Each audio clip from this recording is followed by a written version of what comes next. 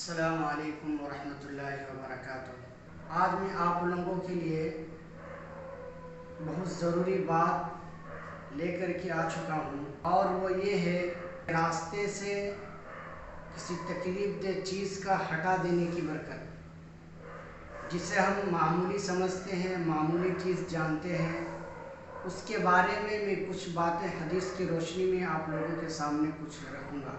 آپ لوگ اس ویڈیو کو شروع سے لے کر کے لاسٹ تک بنا اسکپ کیے پورا ضرور دیکھیے گا، تو آپ کو اللہ کی ذات سے امید ہے بہت کچھ سیکھنے کو ملے گا۔ حضرت ابو ہریرہ رضی اللہ عنہ روایت کرتے ہیں کہ نبی کریم صلی اللہ علیہ وسلم نے ارشاد فرمایا کہ میں نے جنت میں ایک شخص کو پھرتے ہوئے ادھر ادھر آنا جانا کرتے ہوئے دیکھا۔ اس شخص نے راستہ میں سے ایک درخت کو کاٹ دیا تھا، جس سے مسلمانوں کو پریشانی ہوتی تھی، دقت ہوتا تھا۔ اور مسلم شریف کی اور ایک روایت ہے کہ ایک شخص راستہ میں سے درخت کے شاخ کو لے کر کے جا رہا تھا، اور اس نے کہا اللہ کی قسم میں اس کی ضرر سے مسلمانوں کو دور رکھوں گا، یعنی مسلمانوں کو تکلیف نہیں پہنچاؤں گا۔ اس عمل کی وجہ سے اللہ تبارک و تعالیٰ نے اسے جنت میں داخل فرما دیے۔ اور صحیحین کی ایک اور روایت ہے کہ ایک شخص کسی راستے سے جا رہا تھا، اور اس راستے میں ایک خاردار جھاڑی ملا، تو اس کو وہ ہٹا دیا۔ اللہ تبارک و تعالیٰ کو اس کا یہ عمل پسند آیا، قبول فرما لیا اللہ تبارک و تعالیٰ، اور اس کی وجہ سے اس کے تمام گناہوں کو معاف فرما دیے۔ مسلمان کی شان یہ ہے کہ اس کی ہاتھ، اس کی زبان سے دوسرے مسلمان محفوظ رہے۔ مسلم باعث خیر ہے، وہ جہاں بھی جاتا ہے، جس راہ سے بھی گزرتا ہے، اس کے وجود سے ہر جگہ خیر ہی خیر ہے۔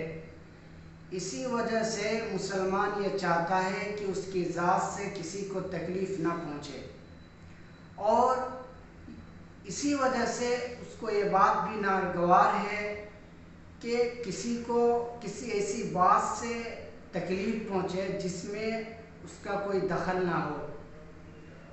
اور اسی وجہ سے راستے سے تکلیف دہ چیز کو کوئی بھی ہو، کانٹا، پتھر اور بھی بہت سارے اینٹ جو بھی ہو، وہ ساری چیز کا ہٹا دینا ایمان کی ایک شاخ کہا گیا ہے۔ اور اس حدیث مبارکہ میں اسی عمل خیر کی فضیلت کا ذکر کیا گیا ہے کہ حضور صلی اللہ علیہ وسلم نے فرمایا کہ میں نے ایک شخص کو جنت میں دیکھا کہ وہ جنت میں ادھر ادھر آنا جانا کر رہا تھا، اور اس کی وجہ یہ بتائے آپ صلی اللہ علیہ وسلم کہ مسلمان جس راستہ سے پار ہوتے تھے اس پر ایک درخت تھا جس سے مسلمانوں کو تکلیف پہنچتی تھی، تو اس شخص نے اس درخت کو کاٹ دیا، اسی وجہ سے وہ جنت میں سیر و تفریح کر رہا تھا۔